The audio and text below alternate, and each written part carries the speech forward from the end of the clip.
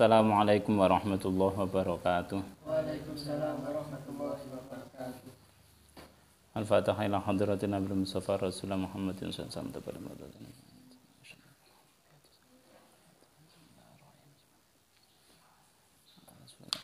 Al-Fatihah. A'udzubillahi minasyaitonir rajim. Bismillahirrahmanirrahim. Alhamdulillahirabbil alamin. Arrahmanir rahim. Maliki yaumiddin. Iyyaka na'budu wa iyyaka nasta'in. Ihdinas siratal ladzina an'amta 'alaihim ghairil maghdubi 'alaihim waladdallin. Amin. Bismillah walhamdulillah wassalatu wassalamu ala rasulillah wa ala alihi washabbihi man wala wala haula wala quwwata illa billah ba'du. Kita lanjutkan setelah selesai hari raya, kemudian kita mulai kembali pengajian kitab hadis Al-Usfuriyah atau Usfuriyah, Syarah Usfuriyah. Jadi kalau hari raya itu namanya hari raya, namanya Idun, Audun, sesuatu orang yang secara naluri itu, orang itu ada fase perputaran dalam setiap roda kehidupan. Ada yang melalui fasenya itu 1 hari, 24 jam, ada fase bulanan, fase tahunan. Contohnya yang 1 hari. Di mana setiap fase itu mesti kalau dilakukan itu, kalau diawali lagi itu mesti dengan sesuatu yang ceria, sesuatu yang bahagia, mesti itu. Itu sudah sunnatullah. Sesuatu yang diawali dari sesuatu yang perkara atau fase apapun di awalnya, permulaannya mesti diawali dengan kebahagiaan. Contoh, arek lahir. Arek lahir mesti seneng. Sapa wong areke dhewe sejane ya secara manusiawi umpama arek bayi ku paham, ya guyu, seneng. Awak dhewe setelah mengalami 24 jam atau berapa hari 1 hari itu mengalami aktivitas kemudian tidur. Nah, pagi melek mesti seneng, atiku seneng. Itu sudah naluri. Itu sudah apa? Naluri. Atau bahagianya secara fase sekolah, mengawali tahun ajaran baru. Mbok iku seragam anyar, mbok iku suwe gak ketemu kancane mesti seneng. Sama dengan yang dilakukan dalam setahun itu ketika diawali, kalau saya itu kalender umpama boleh mengubah kalender Hijriah itu permulaannya adalah Syawal menurut saya. Ini tapi kan karena apa di situ itu? Karena melihat kultur saya ketika lahir, melihat kultur di Indonesia dan sebagainya itu kebahagiaan diawali mesti itu fasenya di awal itu harusnya bahagia. Yang mana bahagia? Hari raya Syawal. Nah, tapi kan kita kan dimulai dengan Muharram kan ya. Muharram itu bagi kultur kita di Indonesia, Muharram itu nggak ada kejadian yang luar biasa. Tetapi kalau sekarang pun di Muharram bagi orang Arab itu bukan kejadian terlalu luar biasa. Beda dengan yang dikisahkan dalam Al-Quran. Ini yang saya tahu dalam sejarah itu. Kenapa diawali dengan Muharram? Muharram itu hal luar biasa yang menjadi cerita pada zaman nabi-nabi zaman dahulu. Nabi Nuh itu ketika turun setelah selamat dari banjir besar, turunnya itu ada mengatakan 10 Muharram. Ya kan? Bulan-bulan Muharram. Nabi Yusuf diselamatkan dari sumur, itu Muharram. Nabi siapa namanya yang dibakar, Nabi Ibrahim. Itu kan? Itu ceritanya itu begitu. Jadi ada yang mengatakan banyak hal ketika Muharram itu nabi-nabi, peristiwa betul. Tapi kalau kultur kita itu adalah yo setelah poso itu perang-perangnya, puncak-puncaknya wong iku wis poso. Mari der seneng lah iku mengawali satu lagi. kok muter dalam setahun. Dalam tahun rekoso kerja sampai dari poso tenanan rekoso mau ikut rekoso nyambut gawe aktivitas dan sebagainya poso ujian nih ini ujian kemudian poso balik satu meneng riyo kan makanya kalau ada orang yang hari raya kok nggak bahagia itu keliru mbuh iku gara-gara gak bahagiane nggak duit mbuh iku gara-gara gak bahagiane klambine gak anyar itu keliru dengan apa ya dengan semaraknya sekitar saja itu sudah cukup membuktikan atau cukup menjadikan alasan kita untuk ikut apa berbahagia sudah wong lahir seneng bahagia engko susahe ujian-ujian loro-loro utawa mbuloro mbugak utawa tuwek mati ya kan ngono sing gadik loro mati pokoknya itu akhir ikhtitam tapi di awal-awal itu mesti orang itu bahagia. Maka dari itu, kenapa ngaji ini enggak segera dimulai-mulai? Biarlah. Wong seneng iku ana waktu sik rada dawa. Hitungane wingi hari Minggu ini hari apa? Ahad wingi kemarin kan sebenarnya sudah tanggal 8 ya kan 8. Paling enggak 10 hari. Sekarang sudah tanggal 11. Nah, ini bagian dari ikhtiar kita. Wong seneng iku seperti orang hidup itu dibagi 3. Ini tentang pengalaman hidup juga lagi. Bahwa dalam satu kehidupan itu dibagi 3. Senengi sepertiga, kemudian rekosone sepertiga yang terakhir renungan. Ini wong iku aja terlalu seneng nemen uripe seneng-seneng tok bahaya, gak apik. Apik. Wong nangis-nangis tok susah tok, mbok nangis krana dosa ya gak apik. Gak ono renungan di antara kedua-duanya ya gak apik. Susah tok, lek bahagia tok, kurang. Kemudian tengah-tengah yang sepertiga yang selanjutnya adalah renung. Kenapa aku susah? Kenapa aku bahagia? Nah, itu renungan. Jadi dalam sepertiga itu setiap apa itu ada bagian-bagian 3. Salah satunya juga hidup dalam 24 jam yo renungane. Kenapa ada malam hari itu enggak 3 turu tok, tapi di fatahajjud bi nafilatal laka asa ayyab asaka maqamam muda. Makanya bangun titik-titik mbok setengah jam, mbok iku 5 menit, 10 menit sebelum subuh atau di awal pokoknya ono wong iku kudu ono merenung. Sekali lagi, jadi kita mulai lagi. Kenapa? Enggak terlalu lama. Prai suwe kok male wong kegawa seneng-seneng tok riyo-riyo. Sampai akhirnya lali ngaji, akhirnya gak semangat. Jadi itu dimulai meneh. Bismillahirrahmanirrahim. Hadis kemarin sampai Ramadan sampai 31. Sekarang hadis ke-32. Al hadis tsani wa salasun utawi iki ku hadis kang kaping 32. Iku an Abi Hurairah radhiyallahu an sang Abi Hurairah radhiyallahu an. Qala ngucap sapa Abu Hurairah. Qala dawuh sinten Rasulullah sallallahu alaihi wasallam.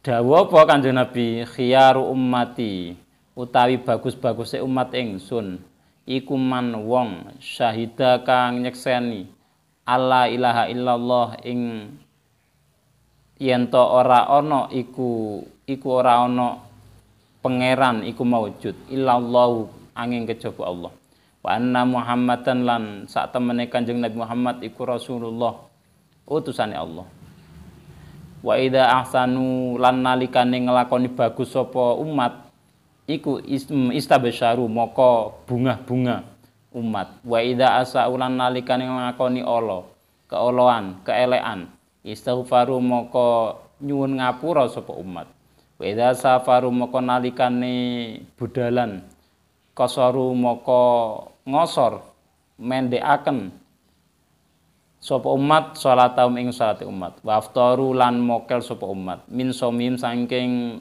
puasane umat. Dalam hadis yang diriwayatkan Abu Hurairah, Nabi Muhammad SAW menyampaikan sebagus-bagusnya umatku adalah orang yang bersyahadat orang yang bersaksi bahwa tiada Tuhan selain Allah dan Nabi Muhammad adalah utusan Allah. Ini adalah konsep iman. Konsep apa?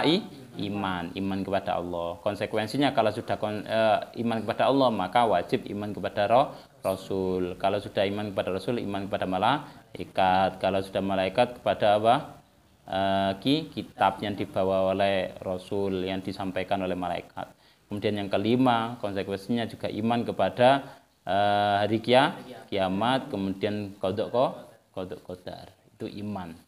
Artinya dalam hadis ini disampaikan konsep yang pertama adalah konsep iman. Kedua, wa idza ahsanu istabsyaru, wa idza asa'u istaghfaru. Ini adalah konsep ihsan. Ketika orang umatnya Nabi itu yang terbaik itu adalah ketika berbuat baik itu bahagia. Sampeyan mari nglakoni poso bahagia aja ketok susah. Wong nglakoni poso kok malah sumpek. Saya pernah itu ditegur sama guru saya.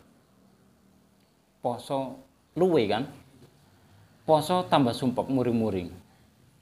Poso sunnah waktu itu. Senin Kamis kok metu ae. Apa? Poso kulo. Lah, poso barang api kok malah muring-muring ngene lho. Malah emosi. Mending gak poso. Denokno.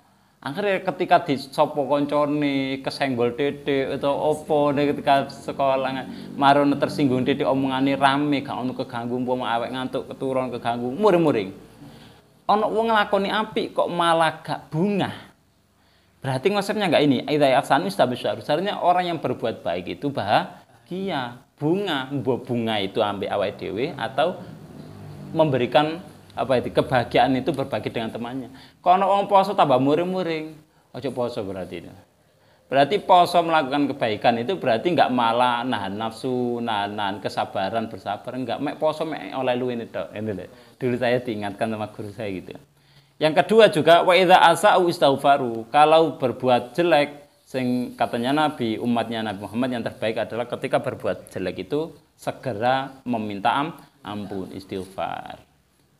Kita itu kan enggak pernah luput dengan berbuat kemaksiatan, kejelekan. Kadang keceplosan itu ngumpul-ngumpul jenenge ambek kanca ya. Manusia adalah makhluk sosial, kumpul-kumpul. Moro ngrasani koncone. Kadang ya enggak sejo, kadang enggak niat ngrasani mek nyebut nama seseorang, kemudian sing enggak ono ndek kono dan iku sing disebut elek, iku namanya sudah ghibah. Namanya ghibah, rasan. Ngomong keburukan orang yang tidak ada dalam tempat itu namanya ghibah. Ngono lho. Sederhana, tapi ya ngono kadang mau keceplos kan enggak kroso apa meneng kultur kita. Kultur kita gayane wong kaya wong Jawa ini senengane kumpul-kumpul semua mesti ono nyebut Pak Lurah sing disebut Wak Lurah iku aku gak oleh ngene engko kliru gak ono sapane engko sing kenek kontonggone sapa ono ae ya kan. Makanya kita nggak bisa, hampir tidak bisa itu menghindar itu. Kadang iling lah, ketika ingat itu segera istighfar di dalam hati, minta maaf. Kalau bisa itu adalah hak adami yo, njaluk ngapura nang koncone. Mergane lewat dia punya konsep ketika mari sholat di masjid ketemu di musala, ketemu wonge salaman. Ya iku di sebelahne menawa ana sing salah, sing keluputan sing enggak sengaja, enggak ketara itu. Itu adalah satu, imannya kuat kepada Allah, kepada Nabi, kepada semuanya tadi ada 6 iman. Kedua, ihsan. Ihsan itu berbuat baik. Ketika berbuat baik itu seneng. Ketika berbuat jelek, ya segera minta ampun, istighfar, astagfirullahaladzim. Nah, sekarang adalah konsep Islam. Di sini hadis ini adalah wa idza safaru, dan ketika umatnya Nabi itu yang paling bagus itu adalah ketika bepergian mengosor sholatnya. Kosor sholat. Apa kosor sholat itu? Kosor sholat kan duhur. Dilek tepaan nangane kan wali kan. Peta 4 rakaat jadi 2. Ini bagus, anjuran. Tapi ada juga kelasnya yang kelas wali yang karena nikmatnya sholat itu komunikasi dengan Allah, mau dikosor. Guru saya salah satunya. Romai Manan itu meskipun dalam perjalanan tutuk jauh sampai tutuk Gresik, Lamongan, atau ke Malang, sajane sholat dikosor, tapi beliau nggak mau. Saya pernah ikut masjidnya beliau itu khataman itu, nang Madura, ya nggak dikosor. Di jalan ya berhenti sholat. Awake dhewe kan alah wae perjalanan tip marekno terus koyo nang wali, mesti kan imame mesti awake dhewe mesti sarankan qasar. Tapi ngelakoni hadis Nabi ini ya, tapi kan belum kelasnya seperti tadi. Awake dhewe pokoke Islamnya, syariatnya kita lakukan sebaik mungkin atau umpama minim ya pahalane sing maksimal. Umat Nabi ngono. Ibadahnya titik tapi pahalane muga-muga sing gede. Contohnya orang berburu Lailatul Qadar itu kelas amatir jarene itu. Maksudnya apa? Berburu saking nemen nih ya gara-gara pingin ya apa carane salat dan salat apa qiyamul lail golek Lailatul Qadar lumayan oleh 83 tahun ibadah kan ditolak. Ya gak apa-apa, tapi umpama ikhlas karena Allah ditambahi. Tambah luwih teko iku. Ngene lho. Jadi ya gak apa-apa namanya katanya saya Imam Al-Ghazali kan orang itu pokoknya niatnya apik ya gak masalah. Kemudian sholatnya dikosor itu umatnya Nabi yang bagus itu bisa seperti itu daripada enggak sholat. Inilah maksudnya ya, daripada enggak sholat. Wa aftaru min saumihim, dan mereka umatnya Nabi yang terbaik itu adalah orang yang ketika puasa dalam perjalanan umpama dalam bepergian dimokel apa enggak poso. Tapi ya ada juga karena kuat ya. Tapi sebaiknya enggak puasa, apalagi puasa sunnah, mending enggak puasa. Dulu saya almarhum guru saya Ustaz Safaat itu pernah dalam satu perjalanan ke Jombang, liwat ngantang aku poso waktu itu. Dan acara itu tepaan ya poso sunnah, poso aku mabuk, gara-gara kan jenenge poso marono kondisi ngene. Aku gak sahur kalau enggak salah itu, enggak sahur. Cara ini. Mau ini. Muta gak karuan. Padahal sama guru saya sama njuk poso mokel ae tenan. Tapi saya mempertahankan akhirnya poso. Pada akhirnya ya jadi pelajaran bagi saya. Beliau sudah meninggal. Itu juga memberi pelajaran kepada saya, ya anjir poso sunnah kalau saya pertahankan ya toh tujuan dalam bepergian ini juga sudah baik diniati silaturahmi. Waktu itu ada mantenan kalau salah. Aku mempertahankan puasa ya ternyata malah mabuk. Kan malah bayano nang awake dhewe. Tapi yes katanya Nabi lek ancene dalam perjalanan daripada di perjalanan itu mabuk, mbuh iku di perjalanan itu ana apa-apa tambah loro. Mending gak usah puasa, terutama puasa sunnah. Jangan kan puasa sunnah, puasa wajib pun Ramadan kalau dalam bepergian niatnya bukan untuk maksiat diperbolehkan. Enggak puasa nanti diqodoi. Apalagi puasa sunnah gitu.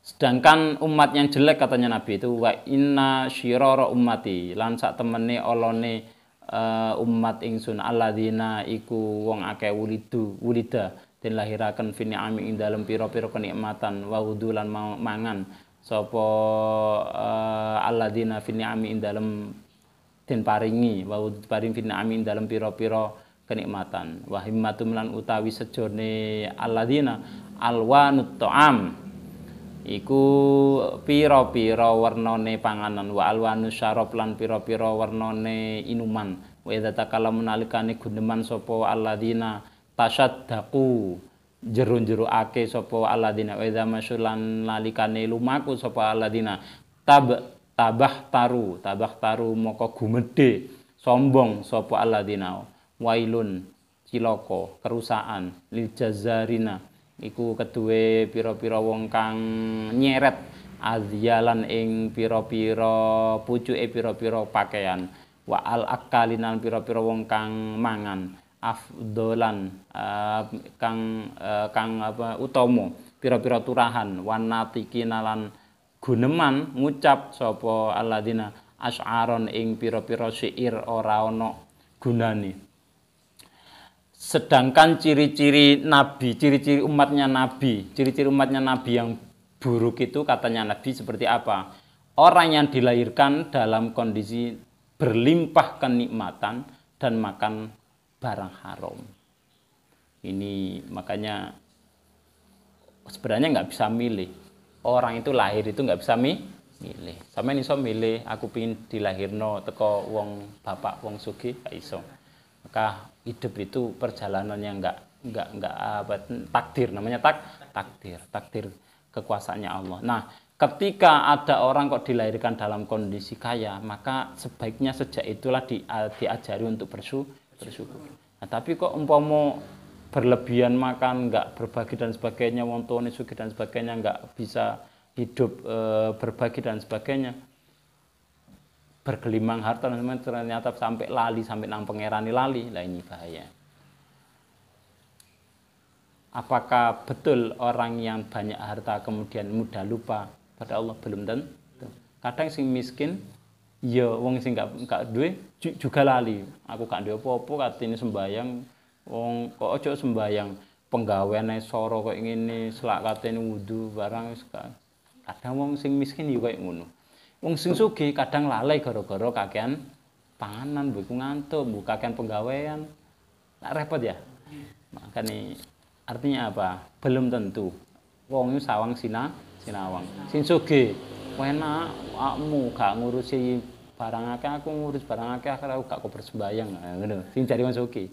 Jarine wong fakir, wong miskin, enak sampean sugih sembarang sono kari nyepak, aku sik leren golek ngene. Makane aku gak kok bersembayang, aku kerjane soro ngono.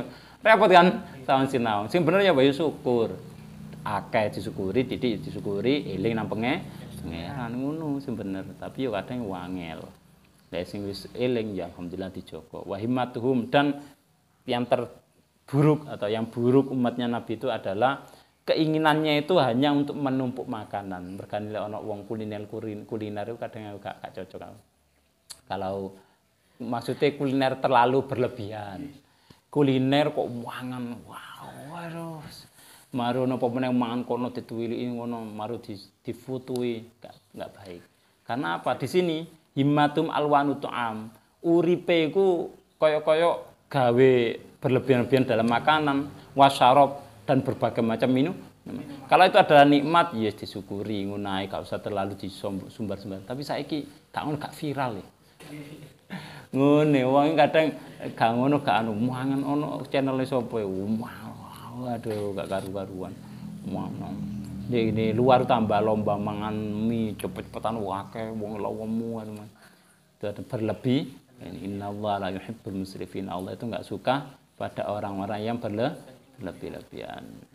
Ini termasuk orang yang buruk katanya, umatnya Nabi Muhammad yang buruk itu Islam. Dia wong Islam, wong mukmin kan. Tapi senengane mutu-mutu panganan, nang kene nanti foto-foto, di pamer-pamerno.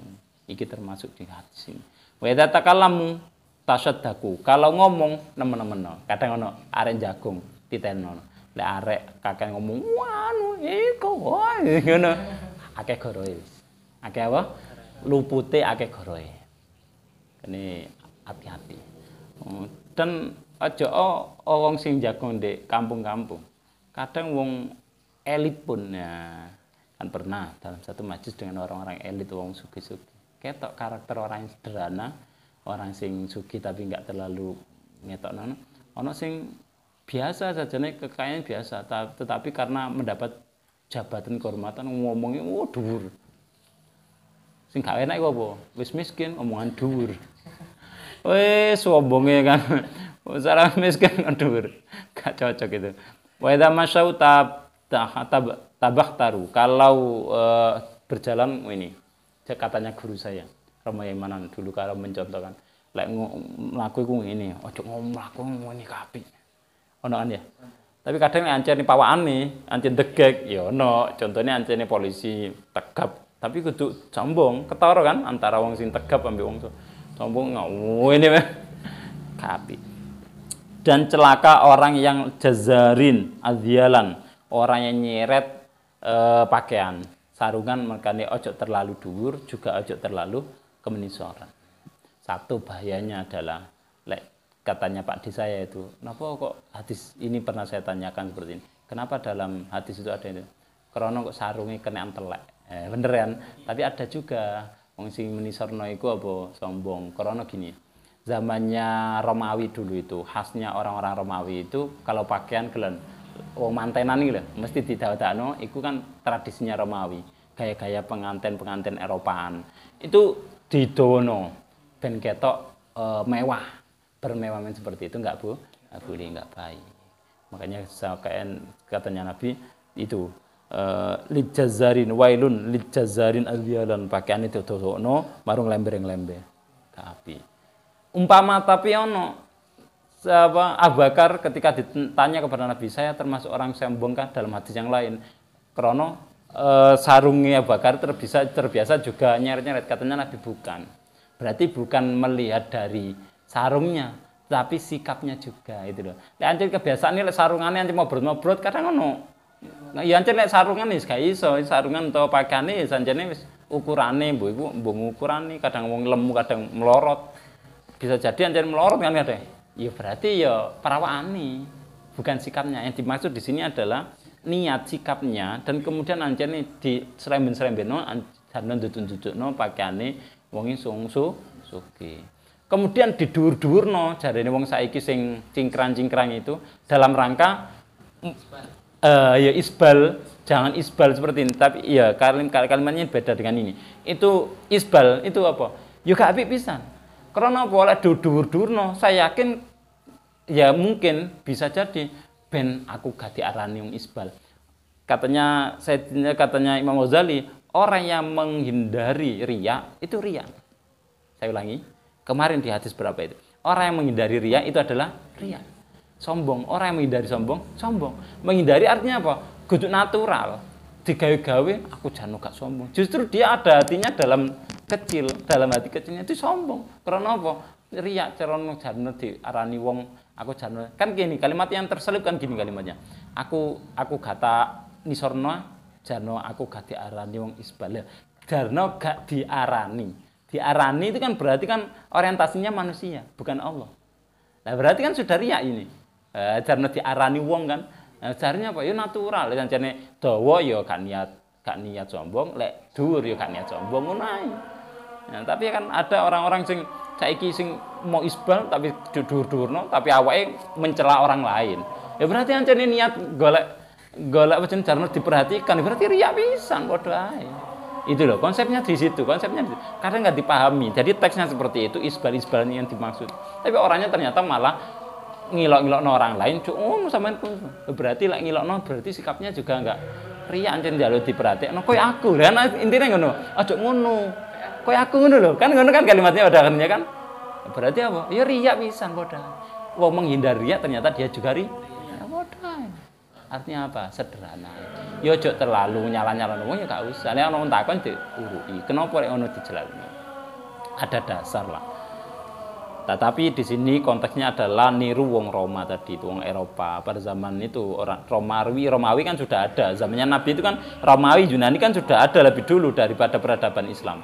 Itu lebih dulu mereka memperlihatkan pakaiannya seperti itu. Wal akalin, dan ketika mangan itu turan-turan itu ono wong terlalu ini juga nggak baik. Ono panganan turan-turan senengane ngumpul-ngumpul pangani iku gak oleh. Terlalu ketok tomak atau melebih-lebihkan panganan ya gak oleh. Panganan gantek digledakno gak oleh, ya kan? Israf itu. Tapi umpama panganan gone kancane iku blebelen dijupuki ya gak oleh. Ngetekno ketek fakir ya kan? Marisno fakir kalau dalam taklim ya gak oleh. Ya sing sederhana ya jatane ya iku dipangan. Dalam hadis yang lain, mangan jupuk-jupuk tangani ngene-ngene kan ambek wong akeh mangane tangani gak oleh bisa. Ya apa ya? Memang ya ada batasnya. Kemudian yang terakhir adalah cirinya orang yang buruk, umatnya Nabi yang buruk adalah natikan asy'aron. Orang yang ini zamannya sama dengan Quran tentang asy'ara itu, tentang orang-orang zaman dahulu kan serangannya bersyair. Buat syair tradisinya mereka itu orang Arab itu. Kemudian ngomong syairnya tapi enggak senonoh, misu-misu. Ngilokno suku yang lain. Itu ada tradisi dalam Arab itu membuat syair untuk ngilokno suku-suku yang lain. Ilok-ilokan itu loh. Kamu ngerti rap orang kulit hitam lek nyanyi-nyanyi kan ilok-ilokan itu gak boleh. Itu ciri-ciri dalam hadis 32 untuk kisahnya nanti dilanjutkan. Ini adalah hadis sebaik-baik umat. Ada khiyaru ummati itu ciri-cirinya itu, sedangkan syiraru ummati orang yang buruk juga cirinya seperti itu. Berlebihan makanan, kemudian enggak ingat kepada Allah, kemudian kalau ngomong juga berlebihan ya di nemen-nemen. Intinya kalau di sini itu pakaian juga di dowo-dowokno. Utawa didhuwur-dhuwurno. Didhuwur-dhuwurno saiki usum. Saiki ya ono aisian ora ngono. Hah? Dhuwur-dhuwuran tambah dhuwur. Cingkrang-cingkrangan. Ya itu tadi, terjebak pada teks. Tapi ya jari syar'i, pakaian syar'i. Sing wedok ya ngono, sak walike sing wedok tutupan kabeh. Sampe gak ketok apa-apa. Mano sing nisor barang lember-lember ya gak apik pisan ternyata kan. Maka apa sih konteksnya dalam hal ini apa? Niru tasabuh dengan orang gaya-gaya orang Romawi yang bersombong-sombongan itu konteksnya adalah hikmah dalam hadis ini adalah apa? Berlebihan. Kemudian apa sombong begitu. Bukan pakaian yang seperti apa. Pakaian itu ya biasa aja pokoknya wonge niate. Buktinya dalam hadis yang lain tadi saya ulangi Abu Bakar ketika tanya Nabi kalau Nabi bagaimana setelah mengatakan hadis itu isbal itu ya. Ternyata beliau dikatakan kalau jenengan enggak kalau kamu enggak katanya Nabi. Ternyata apa? Memang gayaan mau bernobrot yang jenis pisan. Ya mek kudu koron sombong ditutu enggak. Ancene melorot. Nah ini melorot. Begitu. Jadi natural lah. Kalau bahasa guru saya itu urip itu sih natural, alami. Wong itu bisa membaca. Endi sing berlebihan ambek ngomong natural apa adanya dengan lebih-lebihan min ono. Wow. Baru ngomong ketok turu ngorok. Wah, wes gak cocok blas. Ngomongnya duwaki. Ketika ono apa gotong royong ono acara-acara apa gak ngetok. Ketika rapat terutama dulu lek pondok ono arek ketika rapat kok ndaki barang ketika ada pelaksanaan wong gak ngetok, gak ngerewangi.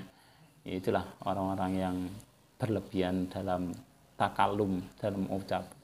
Mudah-mudahan bermanfaat. Al-Fatihah. Bismillahirrahmanirrahim.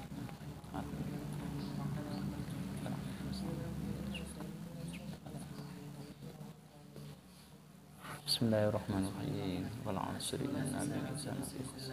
Alladzina amanu wa 'amilus solihati wa tawasaw.